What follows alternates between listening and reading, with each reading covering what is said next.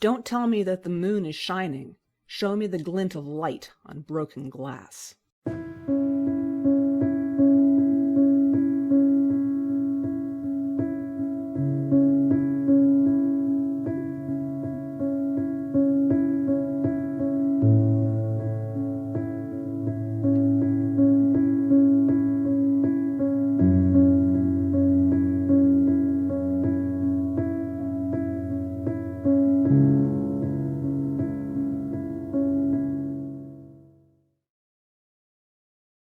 Hello and welcome to Shining Moon, episode 25, Flash Fiction, When the Fic is Quick.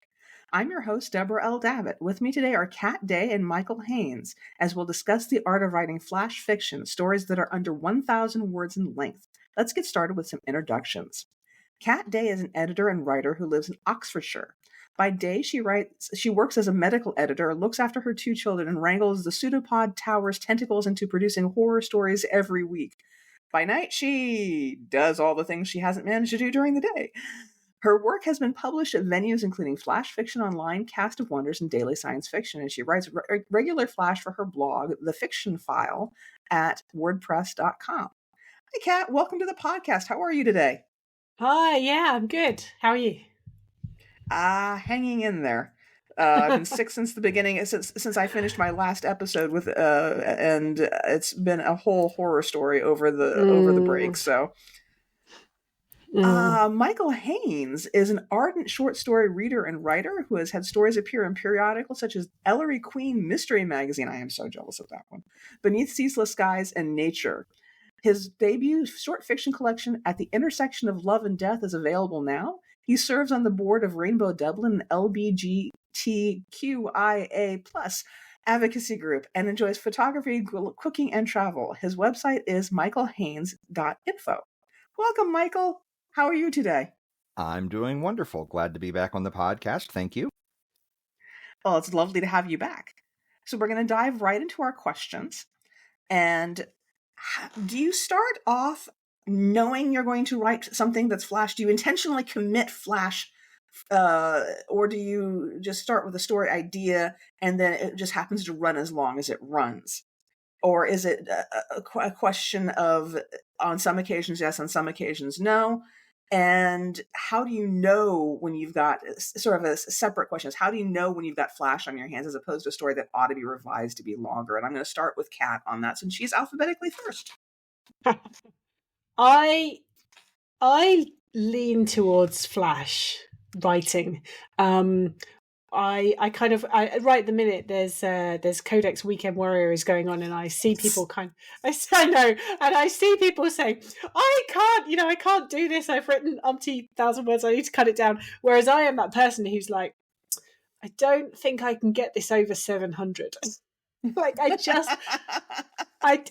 am. Yeah, I really struggle. It's funny because I've got a really good friend who is a novelist, and we're hilarious together because I am like, I can't write anything that's longer than 1,500 words, and she's like, I can't write anything that's shorter than 40,000 words. Can I get? So I do think some people just kind of lean one way rather than the other, and that's probably just the way it is. I will say that it's taken me some training to get myself down to being able to write because flash, because I am naturally a longer, more verbose writer. So Weekend Warrior, which is a Codex contest, which happens yearly. And for those of you who aren't aware of Codex, if you have a professional writing credit or have been to a Clarion or other workshop, you should totally check it out because it is a wonderful, supportive community that does things like this. And that's one of the reasons why I'm doing the flash fiction episodes early this year, is because we are doing the Codex contest on that. And I figured people would like to talk about it and maybe like to hear about it. So some people definitely need to train to trim down, and some people need to train heavily to do distance running, as it is. Michael, do you deliberately commit flash, or do you just write and it happens to just turn out the way it turns out? Yeah, I think it tends to be more of the latter. But to use your metaphor, I do think I'm a sprinter by nature. Um, so, when we're talking about something like Weekend Warrior, or if I'd be, trying to write for, say, an anthology, which was targeting Mm-hmm. Flash, it's a length that I tend to feel pretty comfortable at. Um, yeah, I grew up reading all these books, like 100 great science fiction, fantasy, short stories, because that's Mm-hmm. what things were called before we had the term flash fiction. Yes. And I think sort of having imprinted on some of that, it's just a natural length for me to write at. Though I think probably if you look at the average or median of my word count, it's probably more like the 2,000. So if I Mm-hmm. actually want to write Flash, I do sometimes have to be a little more deliberate about, where exactly to start or what to talk about and, what to leave in and what to leave out. As soon as you said that you imprinted on it, I immediately flashed to you as a very small yellow duckling. So thank you for the mental image. Where is the point at which you start a story with Flash? How far from the ending can you reasonably start in Flash? I'm going to take that start with Kat on that. You know what, this is a really interesting question because I am one of the assistant editors at PseudoPod, and I read a lot. There's not many stories that go out without me having stared at them. So I read everything, pretty much, and it's funny because Alex Hofflick, who is one of the co-editors, he talks about something called throat clearing. Yes. Which we would also just call that kind of 300 words at the beginning of a story, where the author is trying to figure out where they're going with it. And honestly, the amount of times where we've said, this is great, but it needs to start about paragraph 8.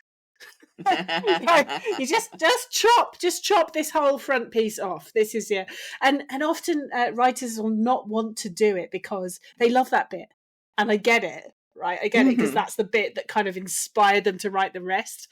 But I think sometimes you have to be brutal because that bit is not helping your story. Yeah, exactly. So I think you need a folder somewhere that's kind of stuff I might use later, and then you just have to be brutal. You just have to be brutal about it, because you do not need to start at the beginning and work your way through to the end. You need to start in the interesting part and work your way through to a point that is an interesting place to end. That's an interesting way of putting it. Yeah. Because learning where to end and how to end strong is just as much of an art as anything else. But we will get to that in a moment, because that's a subsequent question. Michael, where do you start a Flash story?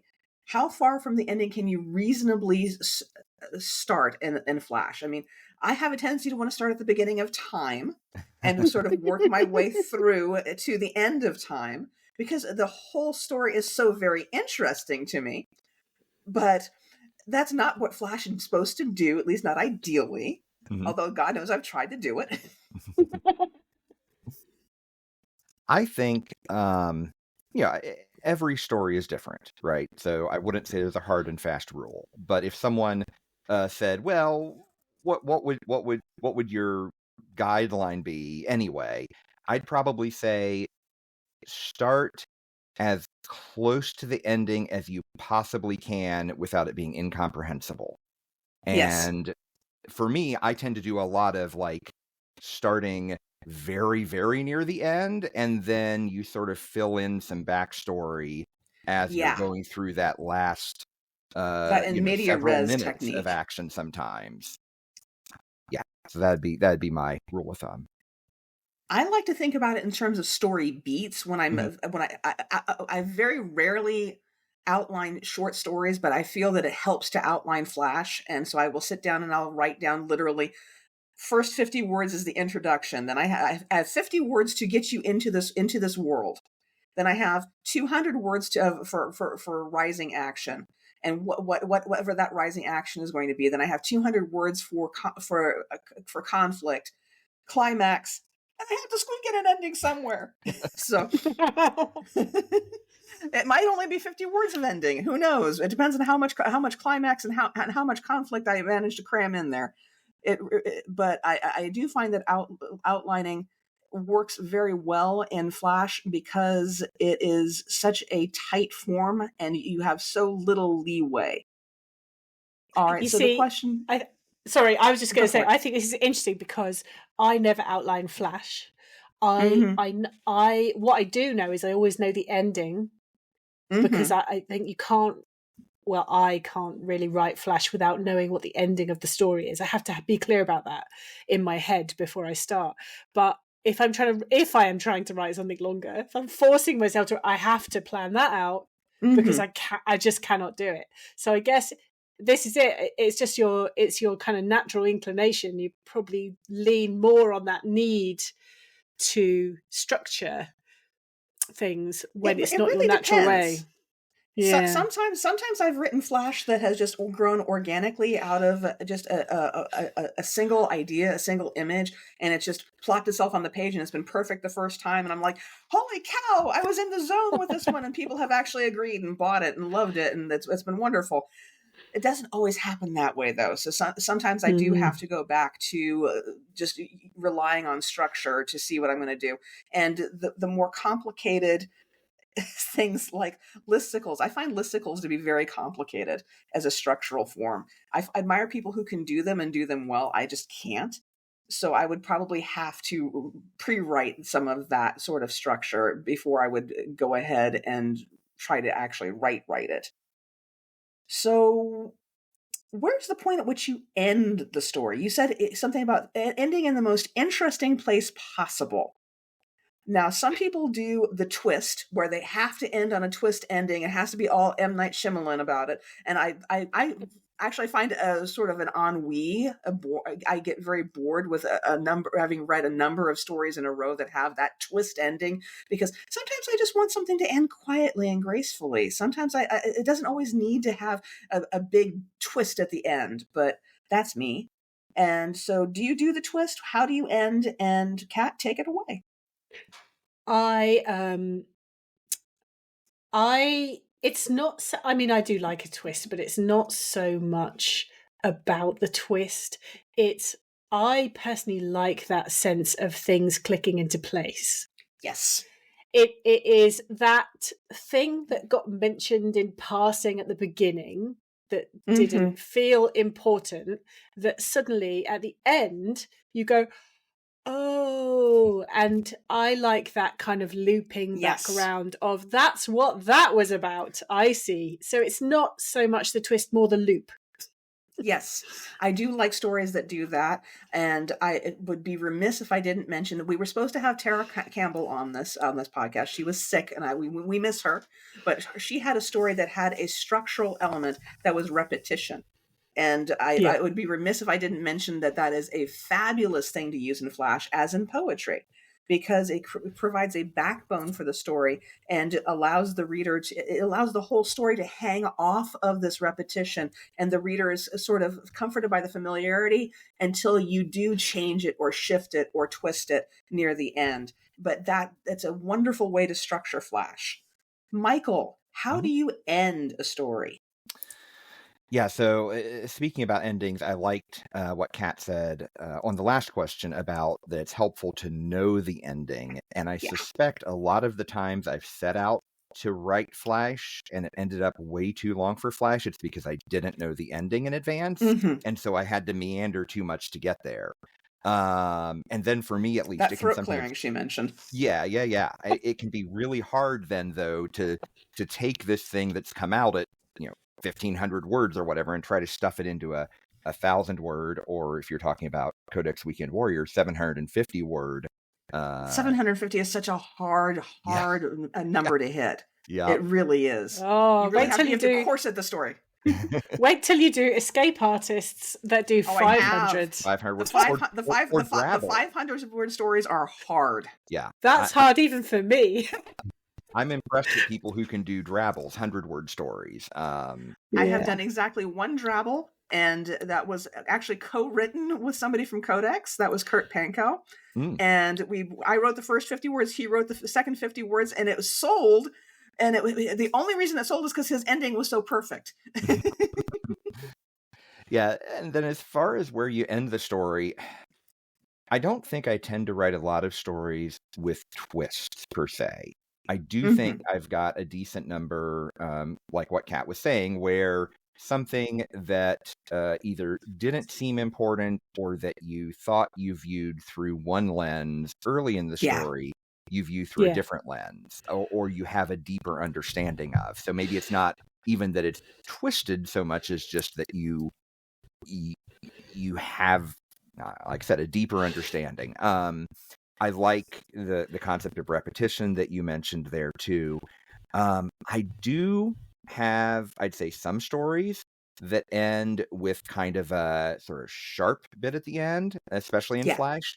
But then I think I get a lot of stories where editors are like, because I do tend to do those gentle endings that, you know, the character's perspective is what's changed throughout the story or something like that, and there isn't some big dramatic ending.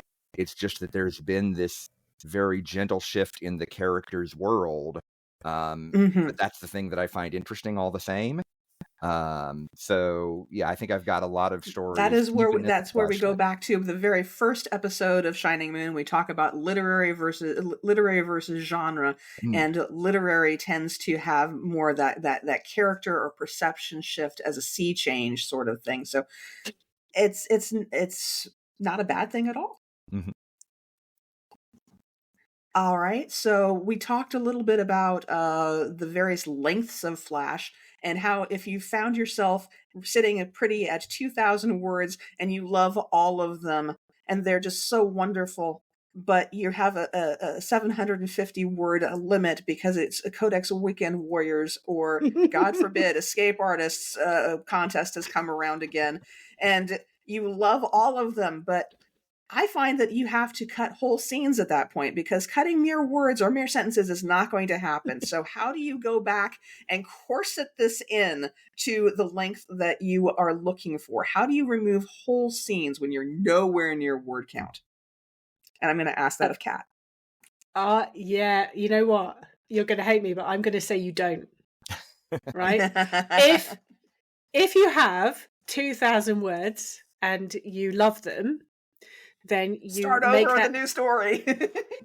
I'm sorry, I'm afraid that is right. One of two things. If it's Codex, if it's Weekend Warrior, which is, for people that don't know, is for fun, right? There's no prize. The stories are scored, but there are no prizes. All it is just, okay, I got the highest score, but it doesn't mean anything. The real reward is the comments. yes, but that exactly, and that's what I'm coming to, because if you are writing for that, then I have seen people put stories into that are just half a story or a quarter of a story, and it literally just says to be continued, right? I am totally cool with that, because what they have done there is realize they've got a story that's too long, and they've just gone, you know what, just give me some feedback on this first part of it. And you know what, I think that's fine. If that's where you've got, like, because it's very short. Weekend Warrior, you only have 48 hours to write. You may not have time to start all over again. You've got this thing, chuck in the first 750 words and go, just give me the feedback. That's why feedback. That's all important, lovely feedback. Yeah. That's what you want, right? If you are trying to write something for a competition and it needs to be 500, 750, whatever it is, for a competition, so you have to get the words, I still kind of think if it is that much over long, because really Flash, I mean, if you've got to, Flash should not be really more than one or two scenes tops, I think. Yeah, one or two scene beats. Yeah, if you find yourself having written 3-4 scenes, you've just got a longer story. You just put it aside, save it for later, and start again. I think.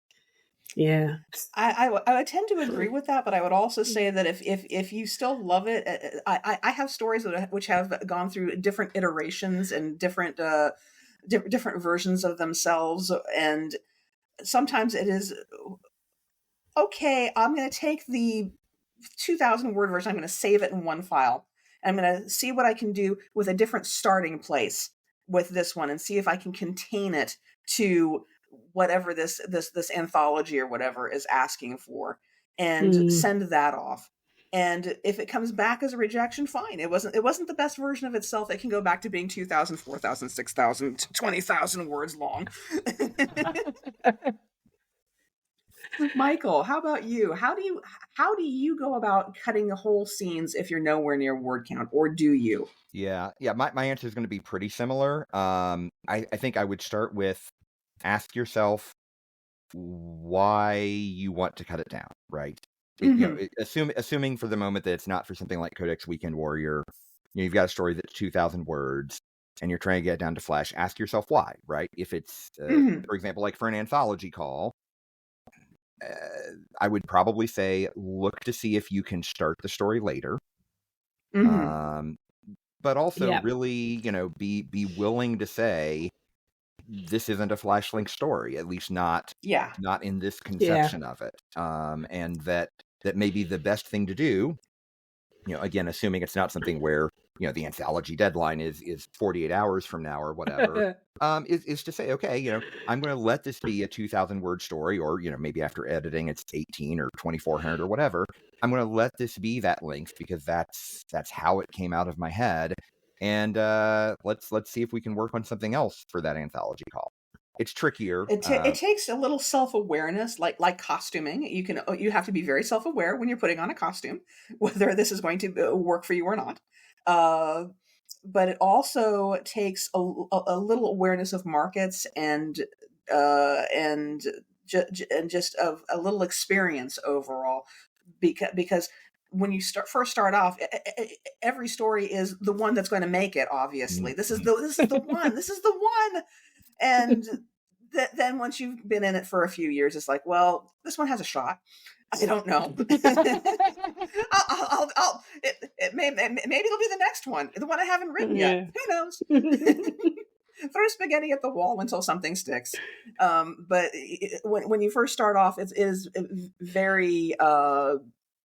I had one story that went through so many iterations because it started off around 2,000, 3,000 words. I was very content with it at that length. And then I had a editor who wanted me to add stuff to it, and it added and added and added and added, and it wound up being 6,000 words. And I was pretty happy with it at that length. And then that editor sent it up to the higher editor, and that higher editor wanted to reduce it down to 2,000 words. I'm like, that's turning it into a kind of a blackout poem of itself at this point. So no, we're not going to do this. And I'm going to find someplace else where it can go. And that's, I guess, the lesson out of that is that you can always find someplace else for something to go. Don't let an editor do that to you. Well, and also the editors don't agree. Yeah. Right? I think there is a bit of, if you don't work on that side of the desk, there's a bit of a tendency to think of editors as sort of a group over here that you have to sort of, and they all want the same thing, and it isn't no, they true. don't. Like, no, not at all. Even in the same publication. I mean, we through Pseudopod, we argue bitterly. Every now and then, one of us will just go, I don't care, I'm buying a story. And the others will be like, fine. It happens. So, yeah, I mean, you have to find the person that loves it. That's all you have to do. It's that easy. Yeah, it's just that easy. Yeah, I mean, speaking with my own experience of having edited on a poetry journal, it could be as simple as time of day, whether or not I've eaten. I mean, what mood I'm in as I'm reading. So I tend to grab stories, or at least poems in my case, and put them aside for a little while and come back to them to see if I still like them as much as I did before. And some of the ones that were like only a 7 or an 8 in my first pass through, because I use a 10-point system, and I go back to them and I go, actually, that one was better. That one had a lot more depth than I was giving it credit for. So I'm going to move past that since we're getting a little off topic. And here's a more relevant question then. How do you cut words when you're close to word count, but not quite there? You're within 50 words of hitting that 750 word count for Codex, or you're within 50 words of hitting that 500 for PseudoPod. How do you go about cutting words when you're down to the bone? And I'm going to ask Kat for that one first. Right. I have got some tricks for this, actually. Firstly, the word just cannot go every time. Word, actually. I am the world's worst person for writing just 500 times in a right? You can pretty much delete it every single time. The word that can go more than you realize. Often, and these are words that we don't really read, I think, right? And so, to just cut them. If you've got speech, then people talk in contractions, so contract. Yes. Instead, unless there is a very, very pressing reason to have somebody not contract their speech because they're trying to emphasize something, or they're a robot, or something, you're doing it on purpose, then use your contractions. And then there is a cheat as well, which see, now I am English, as people will be able to hear. So we tend not to use M dashes, the long dashes, right? If we need to separate two parts of a sentence, we'll separate it with an N dash with a space either side. Except I don't do that when I'm writing for Weekend Warrior. I use an M dash because it joins with no space, because it joins the two words together, and now suddenly those two words are one word. and on the other end of the clause, it's also one word, right? As far as so that saved me 4 words, right? So I think that's all my dirty tricks. Oh my God. Michael, how about you? What are some of your tips and tricks on how to cut words when you're close but not there? Yeah, so I look for things like unnecessarily wordy actions. She reached up and grabbed the book off the shelf. Well, okay. How about she grabbed the book off the shelf? Unless for some reason reached up is important. Or for that matter, is the shelf important? Can you just say she grabbed the book? So I look for things like that. I don't tend to write terribly descriptive prose in terms of like what things look like or sound like or smell like. And a lot of times what is there is useful, but that would be another thing I might look for is, I said he put on a green jacket. Well, okay, I'm trying to cut a few more words, and is it really going to matter to people that the jacket is green? Maybe not. Okay, and maybe for Weekend Warrior, I take it out, but then, hey, Flash Fiction Online, they don't care if it's 758 words, so that jacket's green again. Yeah, exactly. To help make it more concrete for people. So those would both be things I'd look for. If you have dialogue and the characters have distinct enough voices, you can sometimes leave off speech tags. Speech tags are a big thing that I cut out. Yes. Yeah. So those would be a few things that would come to mind for me. Oh, and also adverbs. Adverbs can almost always. I mean, I know that as a writer thing. Anyway, I love a good adverb. I really do. Yeah. So I like to keep them in when I can, because they are a part of speech that does help the verb along a little bit. Yeah. If you've picked a particularly vivid verb, you might not need it, but sometimes they are there for a reason. So I try to keep them when I can. What I find myself doing on my second drafts is I reorganize. And this is something, a tip I picked up from a technical writer, actually, which is he told me you need to work on organizing your writing a little bit better. I'm like, okay. And then he told me this, 15 years ago, and it was a fair point.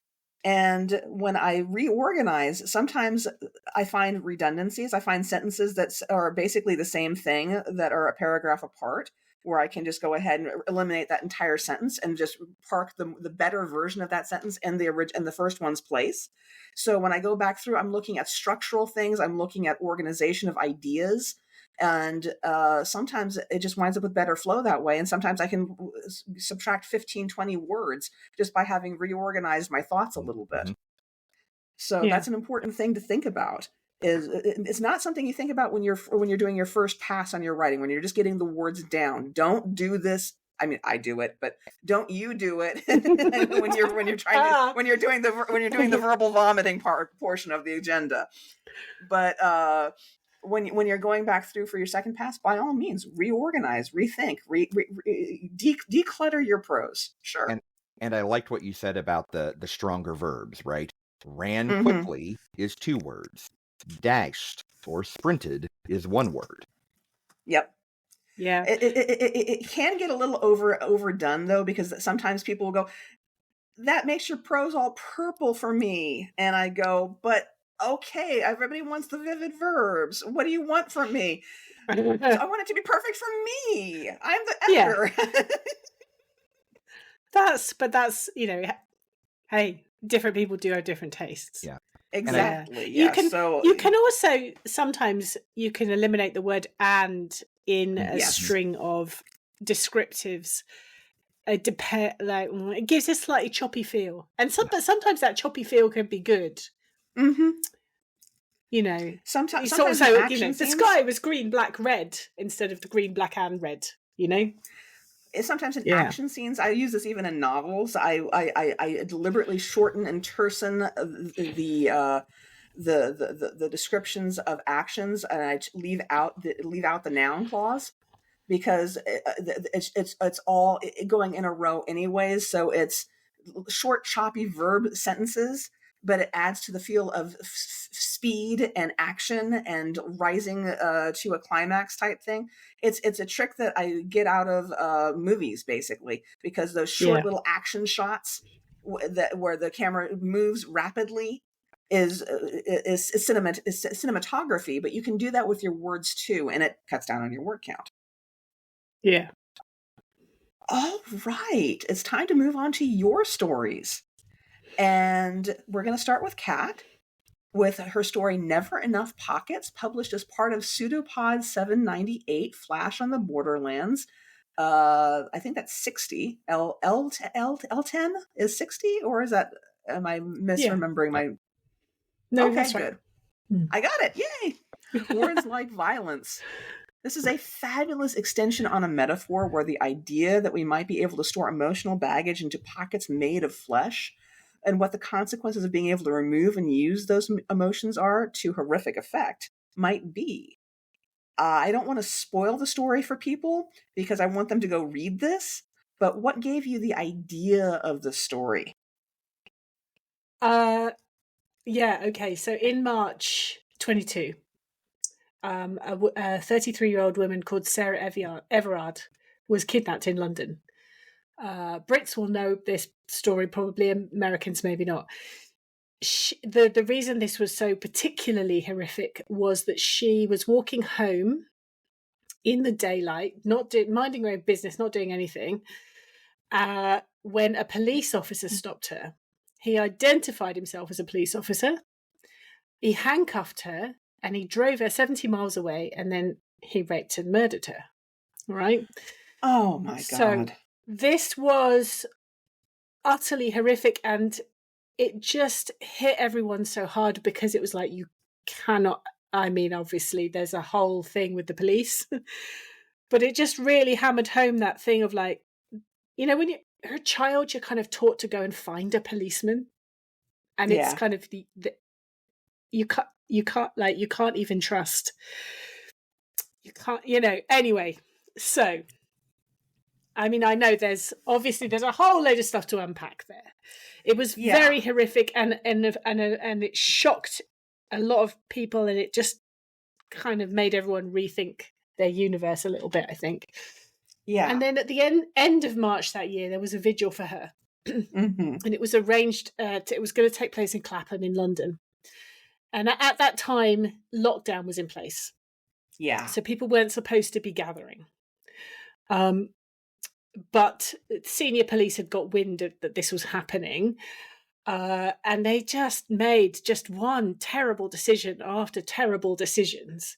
They decided to be incredibly heavy-handed with dealing with this vigil for a dead woman who had been killed by a police officer. I mean, you really do have to think what was going through people's minds, you know. Yeah. So the police descended on this vigil, and people were not supposed to be gathering. So that was the argument for it. They shouldn't be gathering. It's COVID, and they're gathering. Many of the women that were there were pushed to the ground. They were handcuffed. There's if you look it up, you'll see multiple photographs of women being pushed to the ground by male police officers, forcibly having handcuffs put on them. You know, while it's clearly peaceful, right? And there was one particularly shocking image which sort of became the kind of the poster for the whole thing, where a woman called Patsy Stevenson. She's quite a small woman, red hair. That's why it kind of stands out. She's got very bright red hair. And she's quite a small woman, and she was just on the ground looking up at the camera, clearly not resisting, while two massive male police officers in high-vis jackets and the whole works are slapping handcuffs on her. And it's like, well, clearly this is utterly ridiculous. Yeah. She's not fighting back. This is, given what this vigil is about, particularly, it was just the worst thing that anyone could have done from a PR perspective. And it just made the whole, just basically reinforced in everyone's mind that the police were completely untrustworthy, and, So anyway, I had watched all of this and I was just so angry about it, and I started writing this story, and that was pretty much it. It came from there. And just the idea of what if one of the people they tried to restrain hadn't gone peacefully? What if she had some way to fight back, and some kind of magical way to fight back? And the emotions, the kind of the idea of pushing, burying emotions under your skin. I didn't really realize what I was doing at the time. At the time I was thinking, I'm just writing some body horror. But I mean, in hindsight, I was trying to deal with a lot of stuff myself. In lockdown, obviously, we were all trying to just kind of survive it. And I think I was pushing things down and trying to keep these things out of sight in order to just get through the day during lockdown with two children at home. I understand very much. So I think that's where that was coming from. So yeah, that's where I don't want to kind of sort of talk about. I mean, that's probably spoiled it a bit, hasn't it? But hopefully not too badly. It hasn't. But, I did want to talk about the structure, because the structure is phenomenal. You start off with a dead body, and then you end on the reason why the body is there. And in between are the emotions and the pockets. And that's all I'm going to say about that. I do really want people to read this one. It's really good. And how did you decide on that structure, on that perfect full circle? How did you come to that? Yeah, I think it's not something that I sat down and consciously wrote it in that structure. But I like working in circles like that. Instinctively, that's kind of where I'll go. So that's just sort of how it fell out of my head, except for I had this conscious decision that I needed to get back to the beginning, if you see what I mean. So I was working my way back to where I started, but with that realization of why. I mean, I think, you know what? I think this happens more than people realize. I think people don't realize because people don't often think about what's going on in authors' heads. Mm-hmm. But I think it probably does happen a lot that authors of all kinds of stories and novels and everything will come up with an idea and then they'll just bend it into the shape of something that they're desperately trying to deal with at that time, whether consciously or subconsciously. Right. I mean, there's a lot that's subconscious. There's a lot that's subconscious. I mean, you read, obviously, I think probably all writers need to read Stephen King's On Writing, but he talks about misery in there. And he talks about what that book represented to him. But, he didn't realize as he was writing it, afterwards, he goes, oh, right, this is a story about all this stuff I was trying to deal with. It's coming up with that idea and then kind of yelling about your issues for however many words, and then bringing it back to your concept from the start. I mean, I think that probably happens a lot. Yeah. We're gonna move over to the two stories that Michael submitted for this episode, which we're gonna start with one that is in a very interesting format. This is 1-800-Prophecy by which appeared in Stupefying Stories in 2023. It takes the form of an infomercial script detailing how someone might use the 1-800-Prophecy service to avoid dark fates, even if they're the deserved fates set up for a villain. And I'm using those terms very advisedly because it's pretty clear that the villains aren't all that villainous here. How did you decide on the structure being the script for an infomercial? Because I've seen listicles, I've seen scripts, I've seen interviews, but I've never seen it set up as an infomercial script before. And it's very well done. It has basically like panning shots and things like that set up. So I totally bought it as an infomercial script. How did you decide on this? Yeah, so as I recall, I think the genesis of the story was, it was definitely written for Weekend Warrior that we've talked about a lot. And I want to say it was a title that was provided, right? There was a prompt the rummage show title, and I'm pretty sure that that's where this came from.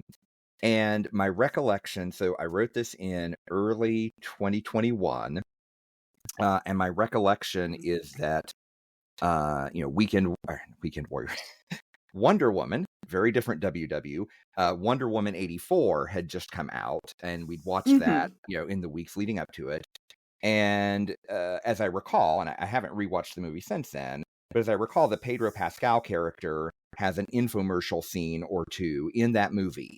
And for whatever reason, when I saw that title, I think almost instantly I had this image of that type of character, that type of voice, and that type of infomercial. And I was like, oh, that's what I think I want to do with this story.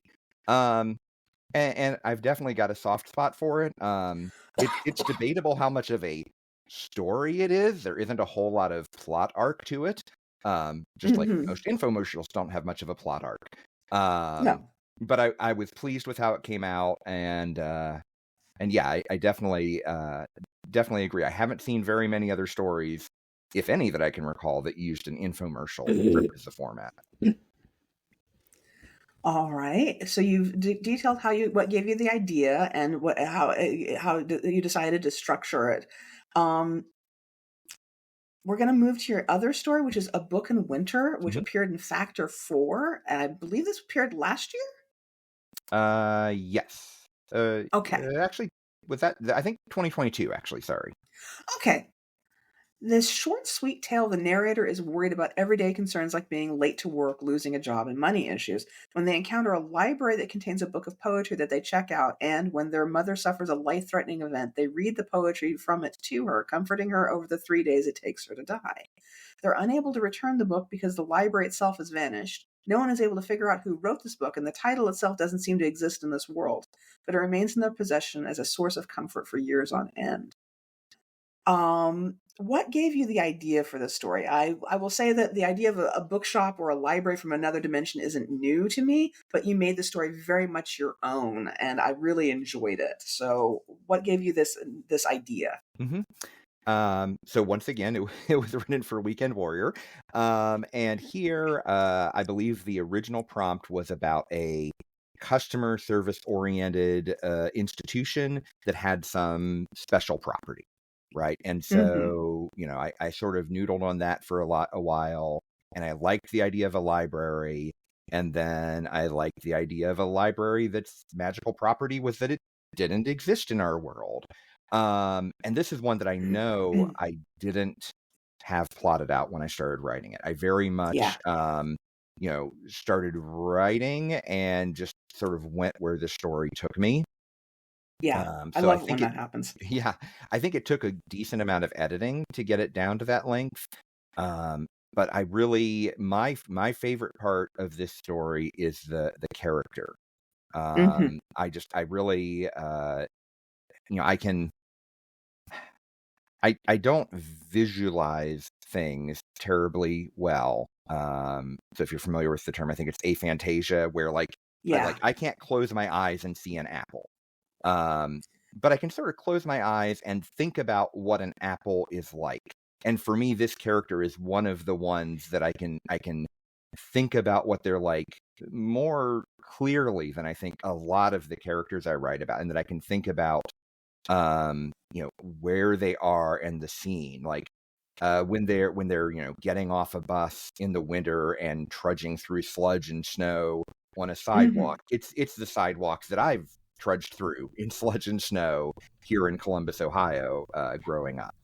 So, and the character, I can see again. I can think about what this character, what she's like, and really have a good sense of her.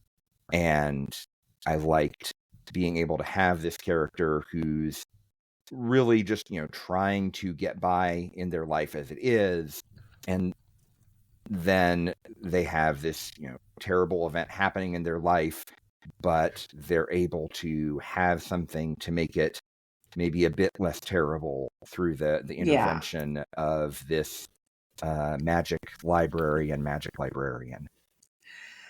And I don't want to intrude on anything personal, but was the loss of the mother related to anything in your life at that point in time? Or you don't have to answer if it makes you uncomfortable. Yeah, that's okay. So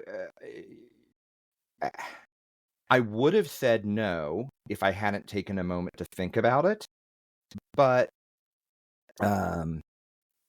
several years before that, my father had passed. My mother is still living. And he had cancer. It was relatively sudden. It was a pretty quick decline. And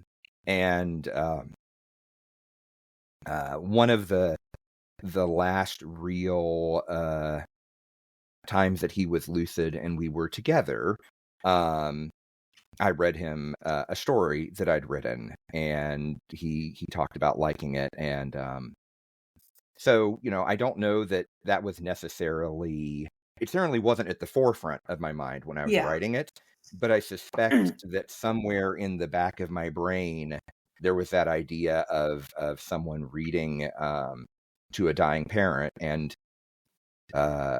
now that I think about it, it may very well not be a coincidence that I think that was 3 days before he passed, which is a relevant length of time in the story.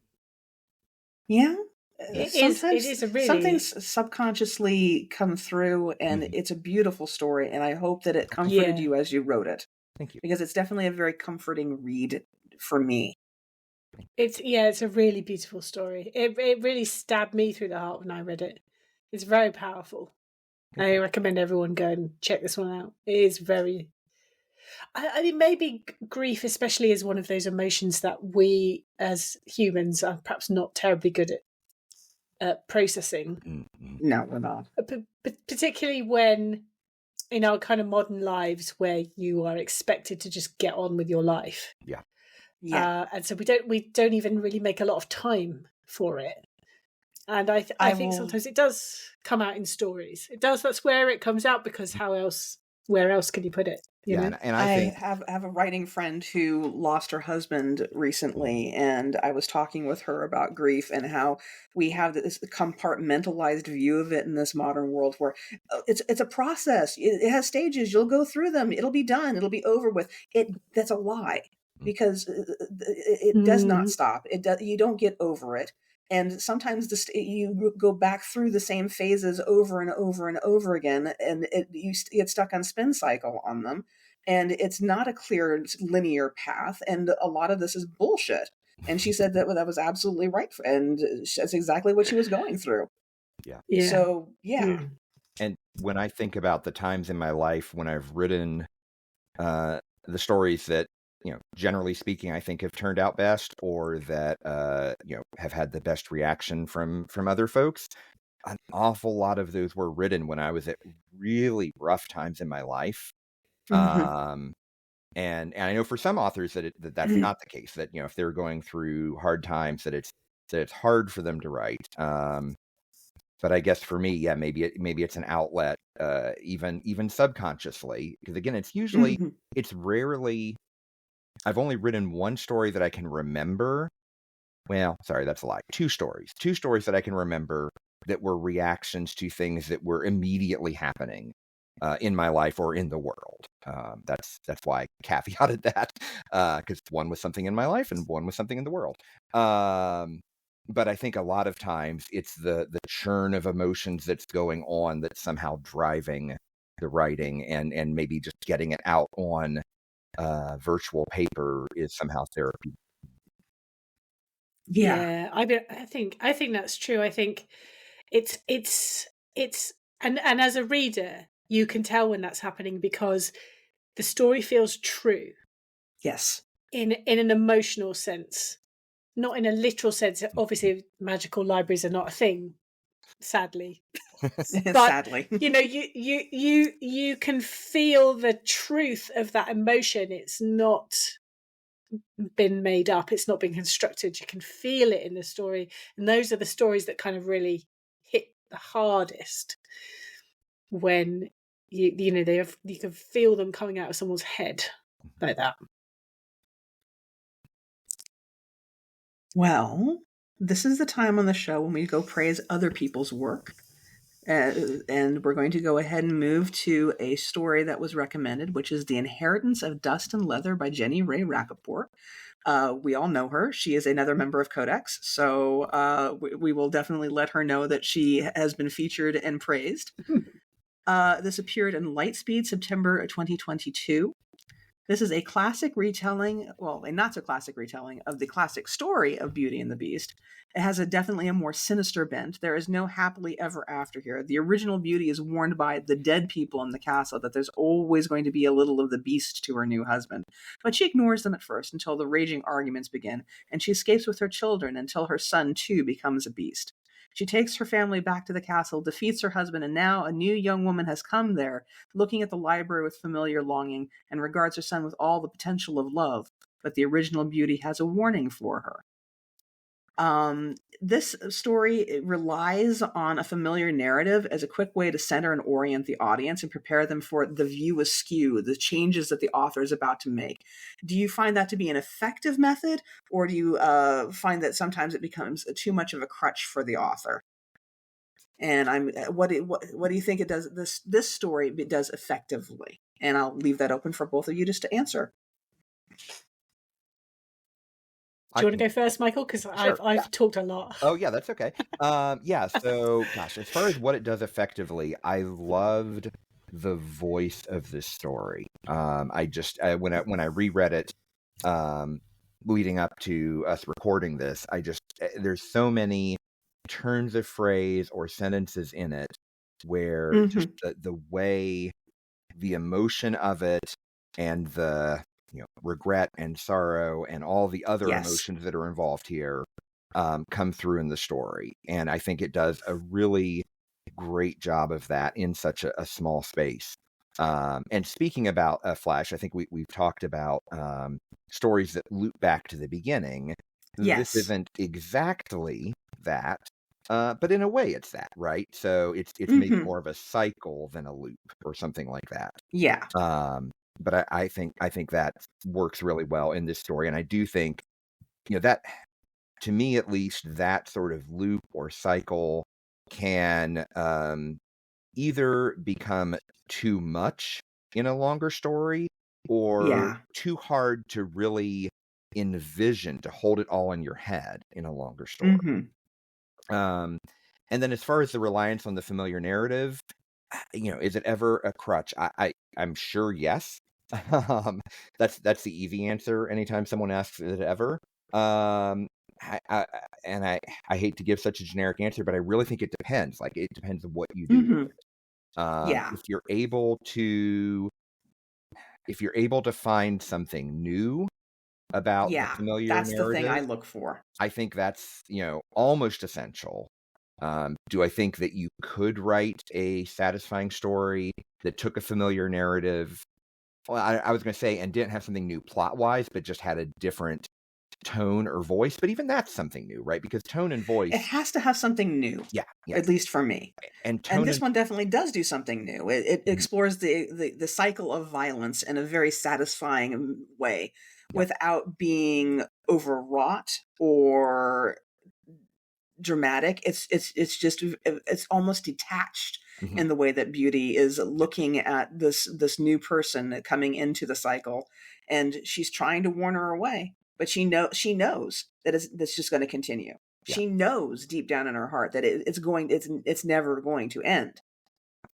Yeah. Which is the tragedy of it. One of the things I really liked about this was the layers of it.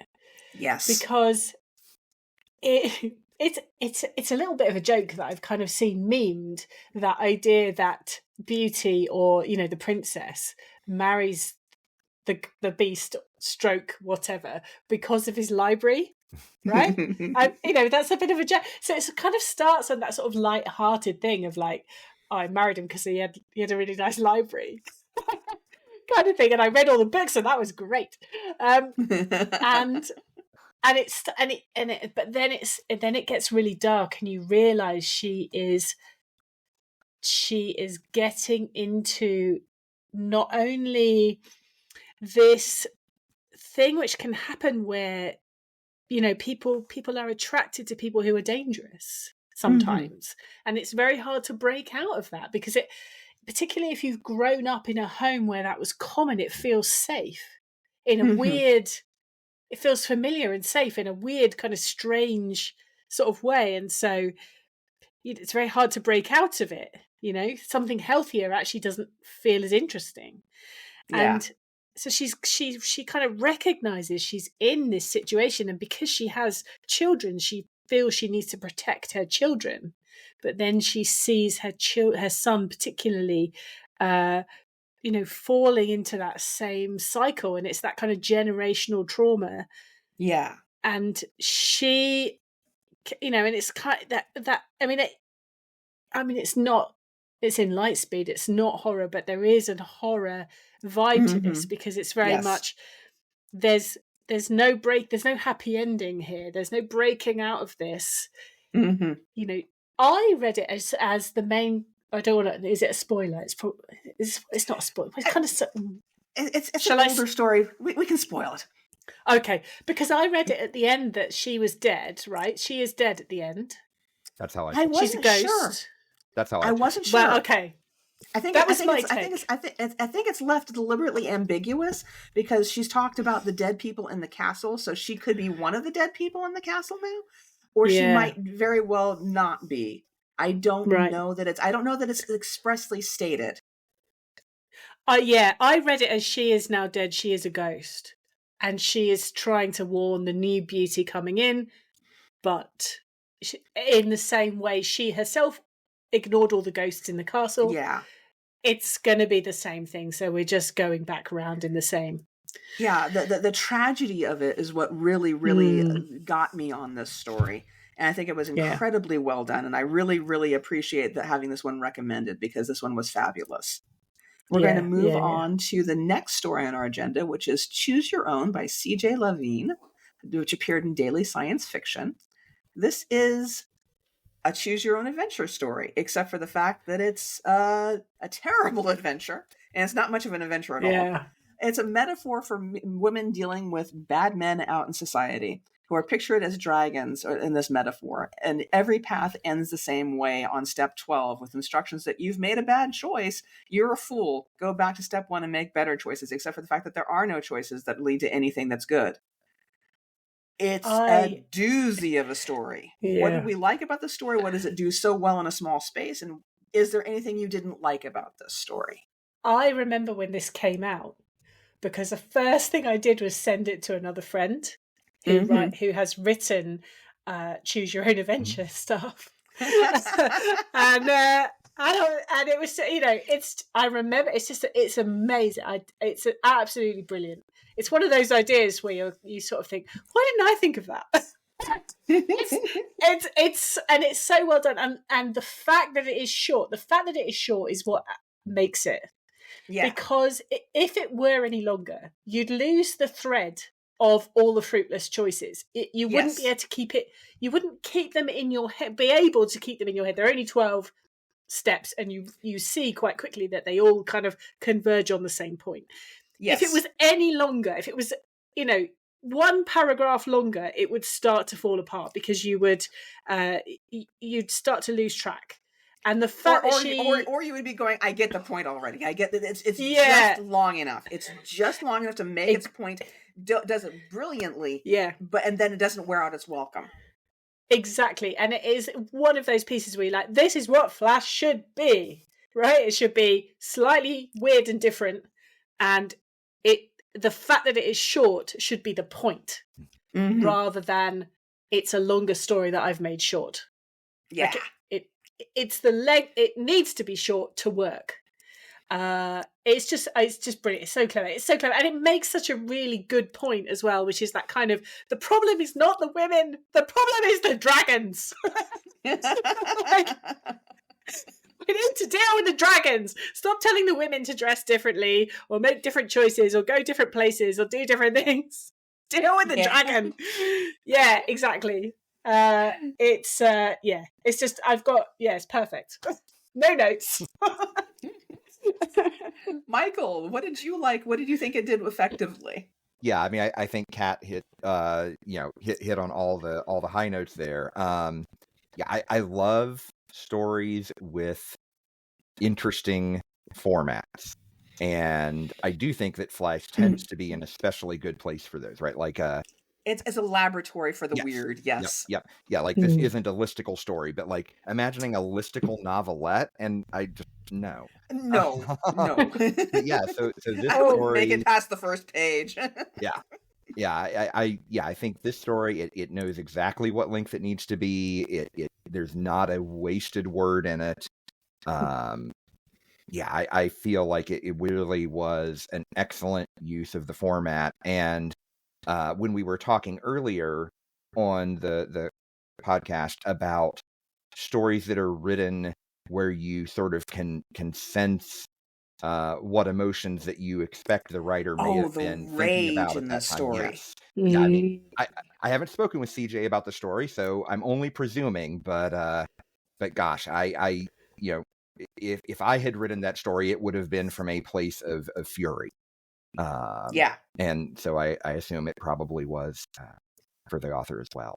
I mean, one of the questions you asked was, is there anything that doesn't work well? If I had to say something, it's just that once you've read it, you know where it's going. And like when I was trying to think of Flash stories that I'd found affecting, this was one I thought of, and I would absolutely recommend it to anyone. But rereading it, I did know where it was going, and so maybe it wasn't as affecting as the first time I'd read it.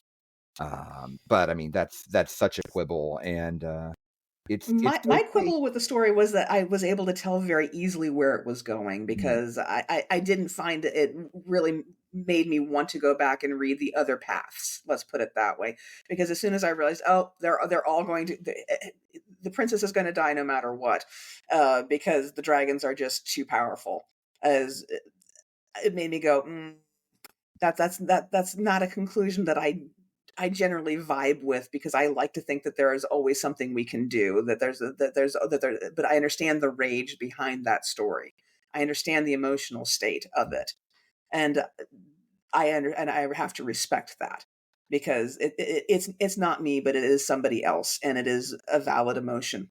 So we're going to bop to our third story. We don't usually do 3 stories, but we're going to lift up a third story, which is My Summer of George by Sam Rebelline, published as part of the Rebelline? Okay.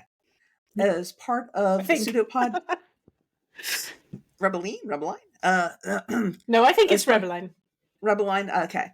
As published as part of Pseudopod 888, Flash on the Borderlands. I'm not going to even attempt that particular Roman numeral, and it's the subtitled Actualization. In this story, flies and Seinfeld reruns form a leitmotif of suggestion. The horror dawns on the reader gradually as we come to realize that the narrator is very much dead, or maybe dead alive, as the case might be. As everyone in the narrator's view is. Everyone is dead. Everyone is dead with flies in them. Wow. This is a tour de force of the slow realization. It's built perfectly block by block by block on top of each other until there's only one conclusion that you can come to, and that is where the narrator is in this state of existential horror. And what did you think it did effectively? What did you like or dislike about the piece? I'm going to start with Michael this time.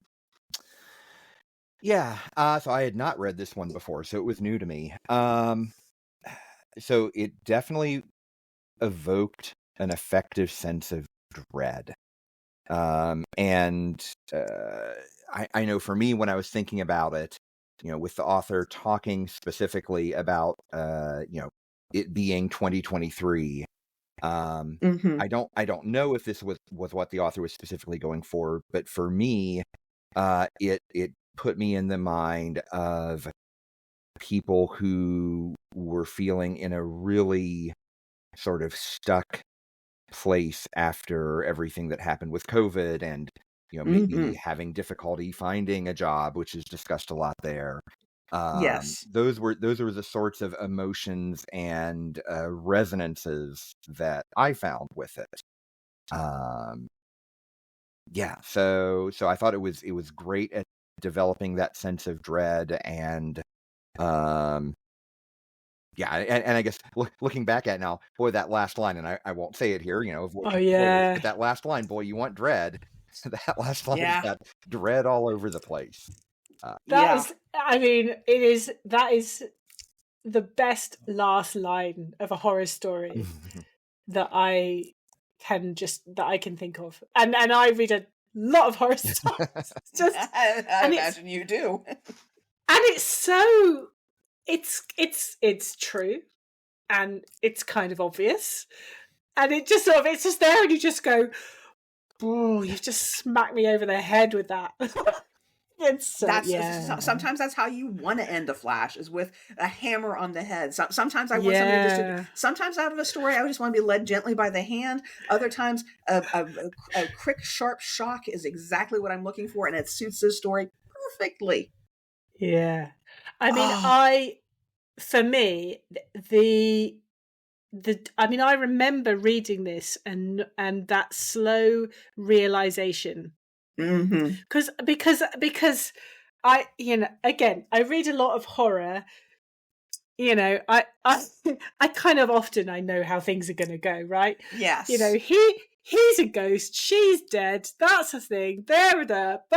He's a werewolf, she's a vampire. Like, you know how it is, right? Yes. But I did not see where this was going as I was reading it until I was meant to see it, until the author wanted me to see it, which is sort of halfway, 2/3 of the way through. That's when, and so that is part of the joy for me when I, the jaded reader, still feels that kind of joy of, I had a guess at it about 1/3 of the way in, after the second or third repetition of the flies, just because I have a particular horror of flies, so Yeah, but it's not easy to do creeping dread. it's not. It's really hard to do creeping dread in 800 or so words. Yeah. So this is it's a really spectacular thing that he has pulled off here, right? Yeah, absolutely, yes. To go back to the running metaphor, it's like, okay, a lot of people can run a mile, right? But not many people can run a mile in 4 minutes. Mm-hmm. And that's what we're talking about here. That is what this yes. is. That he's this is the perfect 4-minute mile. Absolutely, yes. Yeah. It maintains a perfect pace for the reader. It never gets ahead of itself. It never gets behind itself. You're always in that moment of dread, and you're just this little bubble floating through the story, watching the flies gather. And it is really, really well done. I really appreciate you having suggested this one. All right. So going forward, do either of you have something coming out soon or out recently that you'd like other people to read? And I'm going to bot back over to Michael since he has had less opportunities to speak first. Yeah, thanks. So I know we mentioned it during the intro. My debut short fiction collection came out almost 18 months ago now. It's called At the Intersection of Love and Death. It's got 26 stories in it, a number of which are flash. Probably none of which are longer than, say, 5,000 words, and that's probably pretty atypical. And it's available on my website, which is michaelhaynes.info. If you want to have a signed copy, if you don't care about it being signed or you want an ebook, you should be able to find it anywhere that you would get books on the internet. Interesting. Thank you. Kat, anything coming out soon or out recently that you'd like other people to be reading? I am terrible at submitting my own work anywhere. I'm really bad. There's always my blog, which I am always grateful for people to go and read. I put short fiction there every month, and then generally anything at PseudoPod, because I am so incredibly proud of what we do there. Mm-hmm. I just think that we are fortunate that people send us amazing stories, but then we get fantastic narrators. And everything is obviously, for people that don't know PseudoPod, we read horror fiction. It's narrated horror fiction. We have different narrators most weeks, so it's not the same voice every time. Mm-hmm. We try and match the narrator to the story. The story that I did with you guys, you had a fantastic narrator for it, and you did some beautiful audio production stuff with it to make all the little voices come through, and that was really, really well done. And I wanted to just thank you guys again for that. So, yeah, I'm just super proud of what we do. Currently, we are running public domain stories, which is great because you will hear some stories from the 1920s that you may not have heard before. We have next Friday, we will have The Ghost and 2:30. The Ghost is by Catherine Wells and 2:30 is by Marjorie Bowen. That I'm really looking forward to that. I think that's going to be two very classic English ghost story type stories. So that's gonna. I like it when we do ones like that because I always feel like that kind of sometimes that brings in some other people. We've got February. I am particularly looking forward to February because I talked Alex into putting on the Edgar Allan Poe the Cask of Amontillado. He's going to kill me for my terrible pronunciation. Anyway, I'm not narrating it, so that's okay. So we've got that. We've got that coming up. We've got some other great stories. There's loads of great stories coming up in February, actually. So come and subscribe. Come and subscribe to PseudoPod. We'll look after you. We promise you. It's true. All right. Next week on Shining Moon will be Flash Fiction When the Fic is Quick 2, featuring Rachel K. Jones, Amanda Helms, Vylar Kaftan, and Amy Peachy. And not to sound like everybody else on YouTube, but if you like this content, hit the like and subscribe buttons. It helps me placate the algorithm, and we know that's all important. So with that, we are out. Thank you so much for having been on. I really appreciate it, guys. Thank you. It's been you. great. Thank you.